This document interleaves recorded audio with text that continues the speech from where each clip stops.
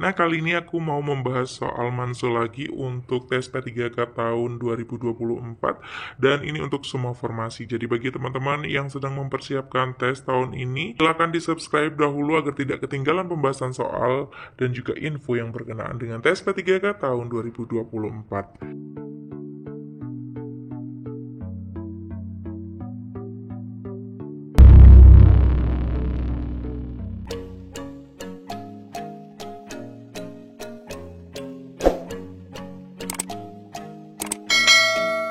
Nah, bagi teman-teman yang sudah subscribe channel ini, aku mau mendoakan semoga lulus dengan mudah ya teman-teman. Semoga mendapatkan skor yang tertinggi juga dan menjadi ASN P3K tahun ini. Amin amin ya robbal alamin.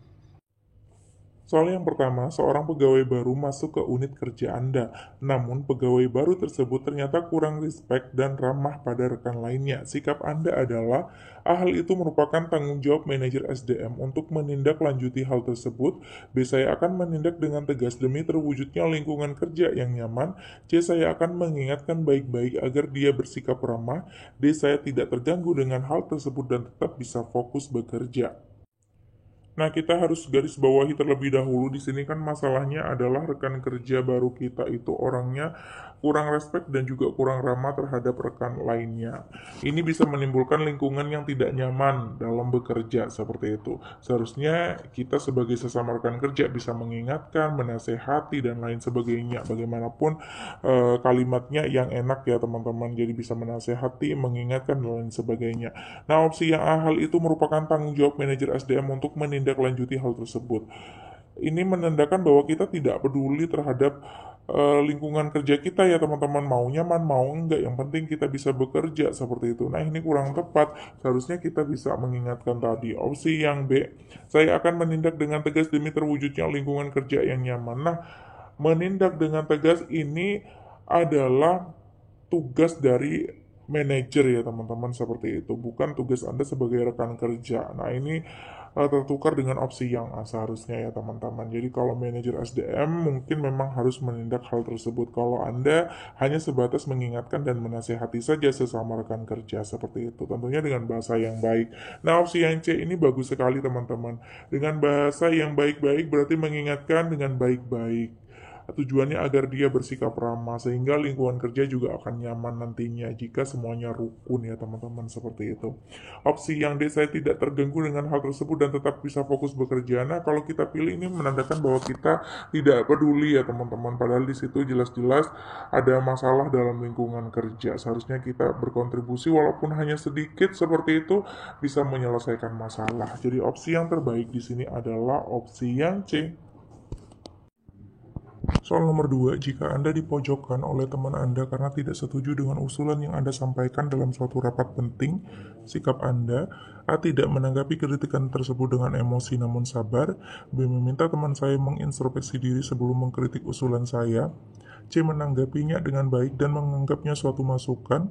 D. Berusaha mempertahankan apa yang saya yakini. Nah, di sini ya teman-teman, kalau kita mendapatkan kritikan dari orang lain seperti itu ya teman-teman, kita harus bisa menerima dengan sabar, tidak emosi dan lain sebagainya ya teman-teman. Justru jadikan kritikan tersebut menjadi hal yang membangun, memperbaiki diri seperti itu ya teman-teman. Nah, opsi yang A, tidak menanggapi kritikan tersebut dengan emosi namun sabar, ini bagus ya teman-teman.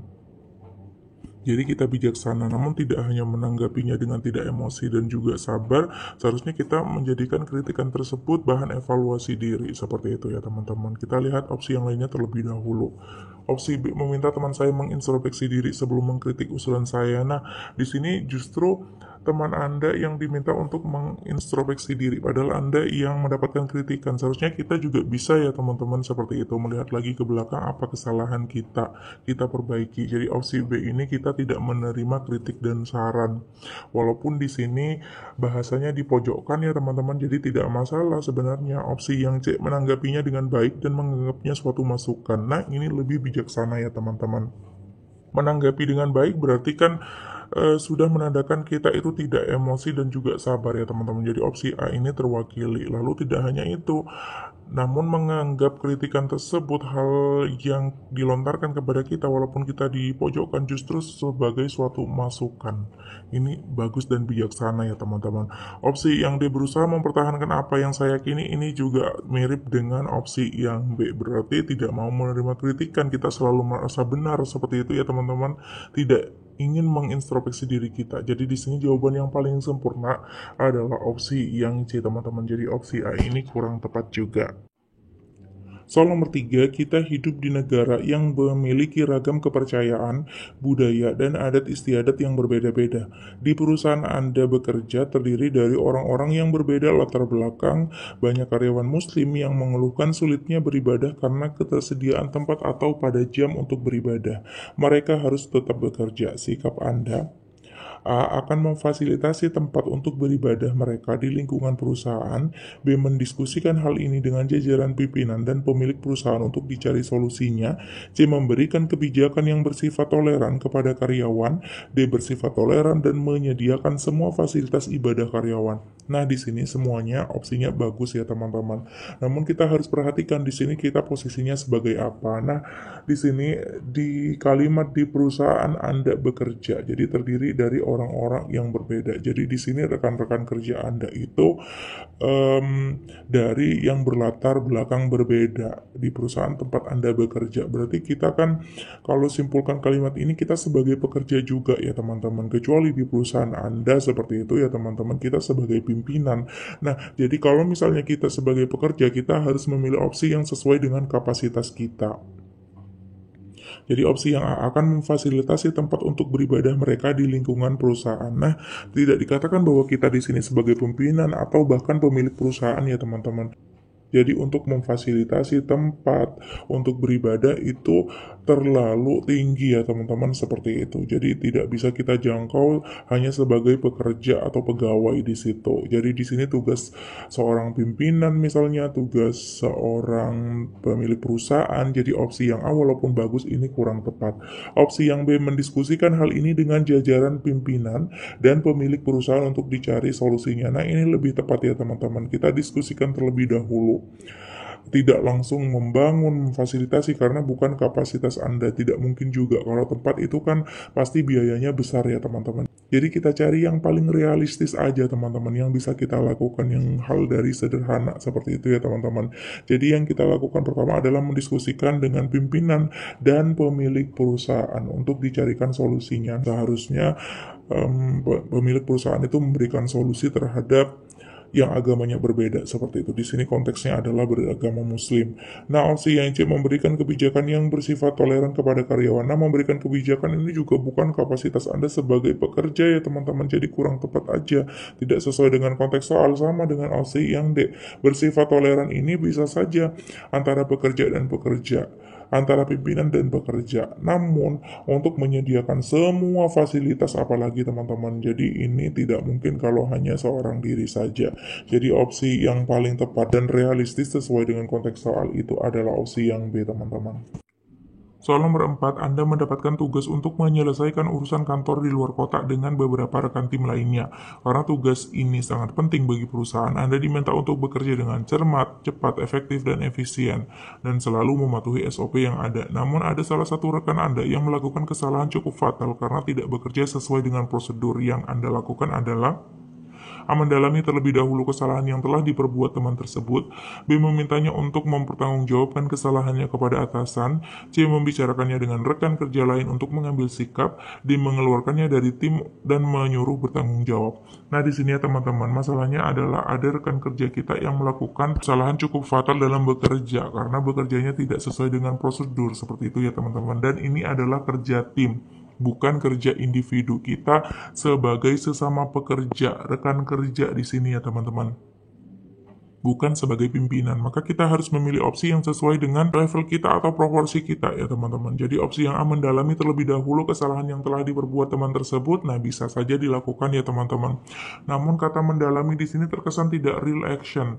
Jadi langkah real apa sih yang akan dilakukan seperti itu ya teman-teman. Jadi kalau mendalami kan bisa saja merenung sendiri seperti itu. Opsi yang B memintanya untuk mempertanggungjawabkan kesalahannya kepada atasan. Nah, bisa saja dilakukan ya teman-teman. Karena di sini dikatakan bahwa kesalahannya cukup fatal. Namun kita lihat opsi yang lainnya terlebih dahulu. Opsi yang C membicarakannya dengan rekan kerja lain untuk mengambil sikap. Nah, ini lebih tepat teman-teman karena di sini adalah kerja tim. Seharusnya kita bisa mendiskusikan dengan sesama rekan kerja lainnya di satu tim tersebut. Kita keputusannya harus ini ya teman-teman berdasarkan rapat, berdasarkan musyawarah mufakat seperti itu. Apa sih yang akan kita lakukan untuk mengambil sikap terhadap rekan kerja kita yang melakukan kesalahan. Jadi tidak langsung meminta mempertanggungjawabkan kesalahannya kepada atasan, namun kita diskusikan terlebih dahulu. Siapa tahu ada ide yang bagus dan ini ya teman-teman bisa kita ambil seperti itu sehingga tidak merugikan perusahaan seperti itu. Opsi yang D mengeluarkannya dari tim dan menyuruh bertanggung jawab. Nah, ini sama seperti yang aku katakan sebelumnya ya teman-teman. Jadi tidak serta-merta mengeluarkannya langsung dari tim untuk bertanggung jawab, namun didiskusikan terlebih dahulu. Kalau memang keputusannya mengeluarkannya, keputusan bersama ya teman-teman, maka kita ambil sikap tersebut. Jika keputusan lain yang lebih bijaksana bisa diambil, maka kita ambil sesuai kesepakatan bersama tim ya teman-teman seperti itu. Jadi opsi yang paling bijaksana di sini dan harus dilalui adalah opsi yang C. Soal nomor 5, Anda bekerja sebagai seorang karyawan di instansi pemerintahan. Hari ini adalah hari terakhir Anda bekerja, karena Anda sudah mengambil cuti selama seminggu ke depan untuk menjenguk orang tua, suami, atau istri Anda yang lagi dilanda musibah. Sebelum cuti, Anda harus menyelesaikan tugas-tugas penting terlebih dahulu, namun tiba-tiba Anda diajak atasan Anda untuk menemaninya ke kantin untuk mengobrol mengenai pekerjaan dan makan di waktu jam kerja. Hal apa yang akan Anda lakukan? A. Menyelesaikan tugas-tugas penting terlebih dahulu, baru kemudian bergegas menuju ke kantin memenuhi panggilan atasan. B. Menolaknya ke kantin dan mengingatkannya dengan sopan agar menjaga profesionalisme kerja. C. Melaporkan atasan Anda kepada badan kepegawaian agar mendapat teguran. D. Meminta tolong rekan kerja lain untuk menggantikan Anda menemani atasan di kantin. Nah, di sini ya teman-teman, kita harus cari opsi yang paling bijaksana seperti itu ya teman-teman, yang tidak menyakiti atasan kita juga, namun yang menandakan kita profesional dalam bekerja juga. Karena mengingat di sini ya teman-teman, kita kan sudah mau cuti seperti itu karena hari ini adalah hari terakhir bekerja. Sedangkan Anda itu masih harus menyelesaikan tugas-tugas penting seperti itu ya teman-teman. Berarti kan Anda di sini sibuk dan tidak bisa melakukan aktivitas lainnya selain menyelesaikan tugas. Opsi yang A, menyelesaikan tugas-tugas penting terlebih dahulu baru kemudian bergegas menuju ke kantin memenuhi panggilan atasan. Nah, di sini ya teman-teman, walaupun terkesan Anda tidak akan menyakiti atasan dan juga bisa menyelesaikan tugas-tugas penting Anda seperti itu ya teman-teman, namun terkesan terburu-buru, maka tugas-tugas penting itu kemungkinan tidak akan selesai dengan baik karena Anda terburu-buru memenuhi panggilan atasan seperti itu ya teman-teman. Jadi opsi A sebenarnya di sini kurang sempurna. Kita lihat opsi B, menolaknya ke kantin dan mengingatkannya dengan sopan agar menjaga profesionalisme kerja. Nah, betul teman-teman, jadi kita harus tolak ajakan ke kantin, apalagi di situ minum-minum ya teman-teman. Walaupun mengobrol mengenai pekerjaan, di sini jangan terkecoh ya teman-teman. Ini di waktu jam kerja seperti itu seharusnya tidak boleh ke kantin walaupun yang dibicarakan mengenai pekerjaan. Jadi yang harus kita lakukan adalah menolaknya, namun menolaknya dengan halus dan mengingatkannya dengan sopan agar menjaga profesionalisme kerja. Tidak masalah, kita harus berani jika kita benar ya teman-teman, walaupun di situ atasan juga. Tidak masalah, mungkin atasan kita lupa. Jadi kita bisa mengingatkannya dengan sopan seperti itu, menandakan Anda adalah pribadi yang profesional dalam bekerja seperti itu. Opsi yang C ini tidak perlu ya teman-teman. Jadi opsi yang C ini terlalu berlebihan untuk melaporkan kepada badan kepegawaian untuk mendapatkan teguran. Opsi yang D ini meminta tolong rekan kerja lain. Apakah rekan kerja kita sudah dijamin tidak memiliki pekerjaan?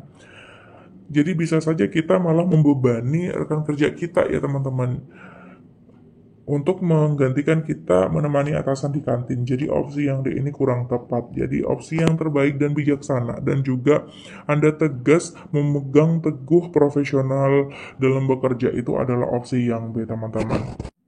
Soal nomor 6, bila ada rekan kerja yang salah menuliskan gelar saya di dalam surat, maka saya A. Menegur karena gelar tersebut saya peroleh dengan susah payah dan merupakan kehormatan saya. B. Biasa saja dan tidak tersinggung sama sekali karena merupakan kesalahan kecil biasa. C. Saya mengingatkan kekeliruan tersebut baik-baik kepada yang bersangkutan. D. Saya mengingatkan dengan tegas agar kedepannya tidak terjadi kekeliruan lagi. Nah, di sini ya teman-teman berkenaan dengan kesalahan menuliskan gelar kita seperti itu. Nah, di sini kita harus menjadi pribadi yang sabar, yang bijaksana juga ya teman-teman, karena kesalahan itu bisa saja terjadi seperti itu. Dalam penulisan gelar ini banyak kasusnya. Yang kita lakukan seharusnya kita koreksi ya teman-teman. Tidak diam saja juga, karena kan bisa berbahaya juga ke depannya ya teman-teman. Kalau misalnya terjadi kesalahan yang sama, misalnya dalam surat penting kalau gelar kita salah. Jadi tidak mendiamkannya juga, namun juga tidak menegur dengan kasar. Kita harus tetap sabar dan tidak emosi ya teman-teman, karena itu kesalahan yang mungkin saja terjadi. Jadi biasa ya teman-teman, seperti itu. Setiap orang memiliki kesalahan. Opsi yang A, menegur karena gelar tersebut saya peroleh dengan susah payah dan merupakan kehormatan saya. Di sini terkesan Anda itu angkuh ya teman-teman. Opsi yang A di sini. Opsi yang B, biasa saja dan tidak tersinggung sama sekali karena merupakan kesalahan kecil biasa. Nah, di sini betul ya teman-teman, Anda menganggapnya seperti itu. Namun bagaimana jika terjadi kesalahan di kemudian hari ya teman-teman, kesalahan yang sama. Jadi kalau kita tidak koreksi, maka opsi yang B ini kurang efektif saja untuk dilakukan. Seperti itu bisa terjadi kesalahan yang sama di kemudian hari. Opsi yang C ini lebih tepat teman-teman. Jadi kita ingatkan kekeliruan tersebut, kita kasih tahu yang betul itu bagaimana secara baik-baik teman-teman. Menandakan bahwa kita kan sabar, tidak emosi, tidak tersinggung seperti itu. Opsi yang D, saya mengingatkan dengan tegas agar kedepannya tidak terjadi kekeliruan lagi. Nah, mengingatkan dengan tegas di sini seakan-akan ini ya teman-teman, kita emosi seperti itu ya teman-teman. Kita juga tidak bisa menahan diri. Padahal ini kan hanya kesalahan kecil biasa. Walaupun tujuannya agar ia tidak melakukan kesalahan yang sama lagi ke depannya, namun dengan tegas di sini terkesan lebih ini ya teman-teman, keras dan juga berlebihan daripada opsi yang C teman-teman. Karena opsi C ini terdengar lebih bijaksana, jadi yang sempurna adalah opsi yang C. Soal nomor 7, jika Anda sedang bertugas penting ke suatu tempat dengan mobil dinas, kemudian mobil dinas mogok di jalan, apa yang akan Anda lakukan? A. Segera meninggalkan mobil dan kembali ke kantor minta instruksi atasan. B. Meninggalkan mobil kemudian pesan angkutan lain untuk menuju tempat dinas. C. Kembali ke kantor ambil mobil kemudian berangkat lagi. D. Mencari bengkel untuk memperbaiki kendaraan karena saya harus bertanggung jawab. Nah, di sini kita cari pilih yang paling efektif dan efisien teman-teman. Jadi kan tugasnya penting seperti itu, tidak mungkin ditunda. Apapun gangguannya di perjalanan, kita harus mencari jalan yang paling efektif dan efisien agar kita bisa menyelesaikan tugas penting itu tepat waktu sesuai dengan deadline teman-teman, dan kita tidak terlambat. Opsi yang A, segera meninggalkan mobil dan kembali ke kantor minta instruksi atasan. Nah, di sini kita meninggalkan mobil namun balik lagi ke kantor ini akan memakan waktu lama teman-teman. Apalagi kita di sini masih meminta instruksi atasan. Berarti kita tidak bisa mengambil keputusan sendiri ya teman-teman. Atasan ini kan pasti banyak hal yang harus diatasi seperti itu. Jadi opsi yang A ini kurang efektif dan efisien. Kita tidak punya inisiatif seperti itu. Opsi yang B, meninggalkan mobil kemudian pesan angkutan lain untuk menuju tempat dinas. Nah, ini lebih betul ya teman-teman. Jadi kita tinggalkan mobil terlebih dahulu, kita pesan angkutan lain agar bisa menyelesaikan pekerjaan penting tepat waktu seperti itu. Menuju tempat dinas teman-teman. Nah, dalam perjalanan ketika kita sudah menggunakan angkutan lain, kita bisa menelpon bengkel atau menelpon perusahaan teman-teman untuk memperbaiki mobil tersebut yang mogok tadi. Nah, opsi B ini inisiatifnya bagus ya teman-teman. Opsi yang C, kembali ke kantor, apalagi ini balik lagi sama dengan opsi yang A teman-teman. Bisa-bisa ini akan memakan waktu lama. Kita ambil mobil lain. Lebih efektif untuk mencari angkutan lain sebenarnya ya teman-teman. Opsi yang D, mencari bengkel untuk memperbaiki kendaraan karena saya harus bertanggung jawab. Jangan terkecoh dengan kata bertanggung jawab di sini. Walaupun terkesan bijaksana, karena kita sudah membuat mogok mobil dinas ya teman-teman. Tapi kita ingat, kita memiliki tugas penting. Jadi untuk memperbaiki kendaraan, kita tinggalkan saja untuk diperbaiki, namun kita harus segera pergi dengan anggota lain seperti itu. Jadi di sini opsi B ini lebih bagus inisiatifnya. Soal nomor 8, pada akhir tahun kerja berjalan akan ditutup dengan acara bebas berupa outbound. Oleh karena itu dibentuklah tim outbound untuk mengurusi segala keperluan yang perlu disiapkan dengan saya sebagai salah satu anggota tim tersebut. Agenda pertama yang kami lakukan adalah menentukan lokasi outbound. Setelah menempuh perjalanan survei ke beberapa lokasi outbound, saya mengajukan suatu usulan lokasi kepada atasan. Namun usulan tersebut menurut atasan kurang tepat. Sikap saya adalah A. Merasa sangat kecewa setelah semua usaha yang telah dikeluarkan. B. Mencari alternatif usulan lokasi lain yang lebih cepat. C. Kecewa, namun berusaha melupakan hal tersebut. Ikuti saja kemauan atasan. D. Saya bersikeras mencari upaya pembenaran terhadap usulan tersebut agar atasan mau menerimanya, sebagai balasan yang setimpal dari usaha yang dikeluarkan. Nah, di sini sangat jelas sekali mana sih opsi yang paling bagus ya teman-teman. Kalau atasan kita itu tidak setuju dengan lokasi yang kita usulkan, di sini kan mau outbound ya teman-teman. Kita sebagai salah satu anggota tim outbound yang dibentuk seperti itu, kalau atasan mengatakan kurang tepat, pasti ada alasan di baliknya ya teman-teman. Kita tinggal mencari alternatif usulan lokasi lain, tidak mempertahankan pendapat kita ya teman-teman seperti itu. Jadi di sini opsi B ini paling bijaksana, tidak merasa kecewa, dan kita masih angkuh teguh pendirian ya teman-teman, masih bersikeras mencari upaya pembenaran. Itu kurang tepat sekali teman-teman. Jadi opsi yang terbaik di sini adalah opsi yang B. Soal nomor 9, suatu hari Anda memiliki janji dengan seorang klien. Kebetulan ia adalah teman Anda semasa sekolah menengah. Saat perjalanan menuju lokasi, Anda menemukan orang yang mengalami kecelakaan. Tidak ada yang membantunya karena jalanan sepi, sedangkan Anda harus segera menuju lokasi meeting karena akan terlambat. Tindakan Anda, A. Sesegera membantunya. Saya kira teman saya akan mengerti karena ia adalah orang baik. B. Segera membantunya dan mengabarkan klien mengenai keterlambatan saya. C. Meminta pengertian klien. Jika ia mengizinkan maka saya akan membantu orang tersebut. Dia meninggalkan orang tersebut karena saya akan terlambat jika membantunya dengan harapan ada orang lain yang akan datang membantunya. Nah, di sini kan mengukur ini ya teman-teman, bagaimana jiwa sosial kita dengan profesionalisme kerja kita teman-teman. Nah, di sini kan ada kecelakaan dan tidak ada yang membantu di perjalanan ya teman-teman. Kita harus segera membantu jika mengalami hal tersebut karena ini kan terjadi di depan kita seperti itu ya teman-teman. Apalagi tidak ada yang membantunya, berarti jalanan sedang sepi, bisa bahaya kalau tidak kita bantu. Nah, klien kita ini kan adalah teman kita ternyata ya teman-teman. Jadi tidak masalah kita komunikasikan. Jadi walaupun teman kita harus profesional dalam bekerja juga ya teman-teman. Jadi kita komunikasikan alasan keterlambatan kita seperti itu teman-teman. Dan kita membantu yang kecelakaan tadi. Jadi opsi B di sini lebih bijaksana. Opsi yang A di sini juga betul ya teman-teman. Kita kan segera membantu, namun tidak mengabari teman. Kita menyangka kalau teman kita itu tidak akan masalah. Seharusnya kita telepon ya teman-teman, walaupun seperti itu. Jadi opsi B di sini lebih bijaksana daripada opsi yang A. Lalu opsi yang C di sini meminta pengertian klien. Jika ia mengizinkan, berarti kan kita masih lama untuk membantu ya teman-teman seperti itu. Kita mendahulukan menelpon terlebih dahulu dan meminta izin. Bagaimana jika tidak diizinkan seperti itu ya teman-teman. Jadi opsi yang C ini kurang efektif kalau kita pilih. Seharusnya kita dahulukan untuk menolong terlebih dahulu tanpa izin dari klien seperti itu. Selanjutnya kita cukup kabari saja, tidak perlu meminta izin seperti itu ya teman-teman. Nah, opsi yang D ini meninggalkan orang yang kecelakaan tersebut pasti salah teman-teman. Jadi opsi yang B di sini memang adalah opsi yang paling sempurna dibandingkan opsi yang lainnya. Soal nomor 10, Anda adalah karyawan yang bekerja pada perusahaan yang berkaitan dengan pelayanan masyarakat.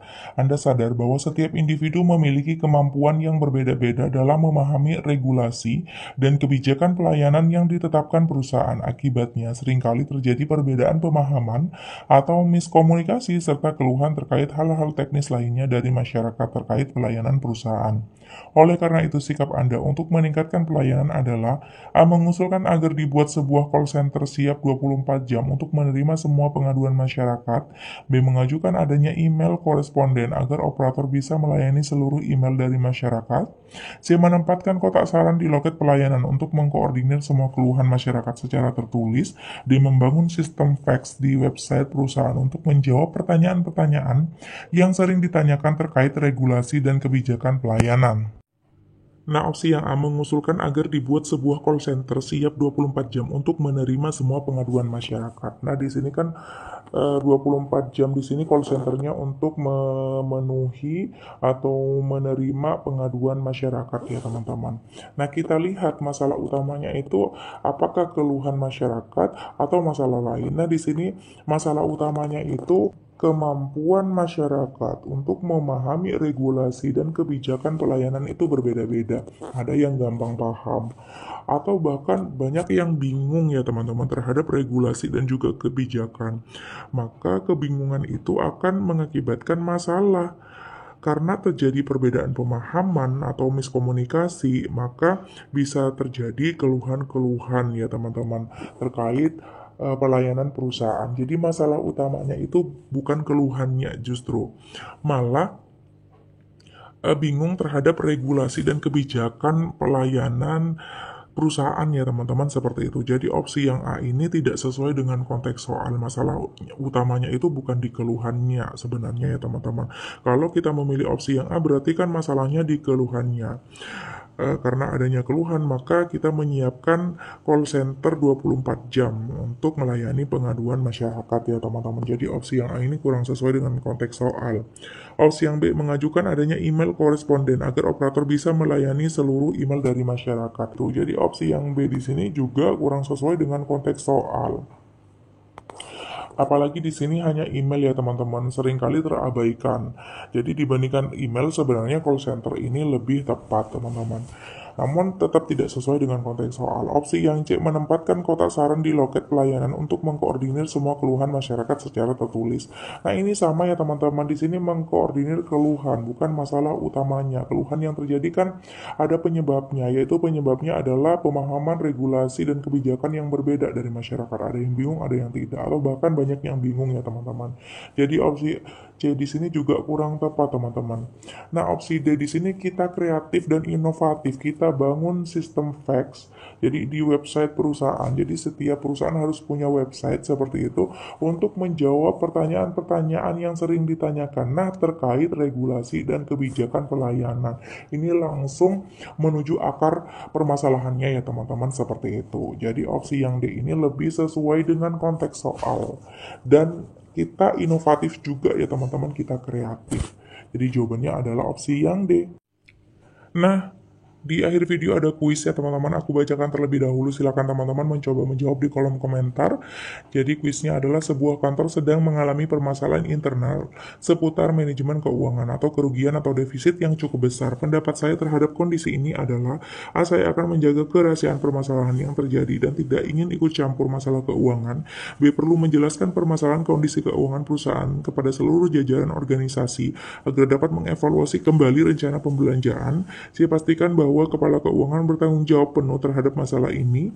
Dia tidak mempersoalkan masalah tersebut karena bukan bagian tugas saya. Nah, namun di sini aku akan memberikan hint ya teman-teman. Jadi opsi C dan D di sini pasti tidak mungkin teman-teman. Nah, jawaban di buku latihan lalu juga jawaban di website itu antara opsi A dan B. Ada yang versi opsi A karena kita itu bukan bagian ya teman-teman dari penanggung jawab hal keuangan, maka kita tidak boleh ikut campur. Ada yang menjawab seperti itu. Kita sebagai pekerja biasa harus bisa menjaga kerahasiaan permasalahan yang terjadi di lingkungan kerja kita seperti itu. Jadi ada yang memilih opsi A.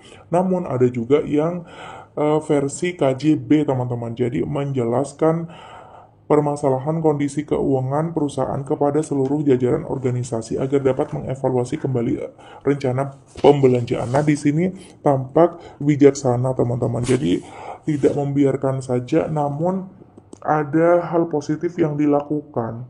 Karena ada masalah keuangan, maka seluruh jajaran organisasi itu harus mengevaluasi kembali rencana pembelanjaan agar tidak terjerumus ke lubang yang lebih dalam ya teman-teman seperti itu. Jadi ada dua versi KJ. Silakan teman-teman bisa memberikan pendapat di kolom komentar, tidak hanya menjawab opsi A atau B saja, namun disertai alasan ya teman-teman. Nanti alasan yang paling bagus dan juga realistis ya teman-teman, dan juga sesuai dengan kapasitas kita akan aku sematkan di kolom komentar. Jadi biar bisa menjadi referensi bagi teman-teman lainnya yang sedang belajar di channel aku. Nah, sampai di sini terlebih dahulu ya teman-teman. Terima kasih banyak sudah menonton. Semoga lulus tes P3K tahun 2024. Jangan lupa di like, komen, dan juga subscribe. Wassalamualaikum warahmatullahi wabarakatuh.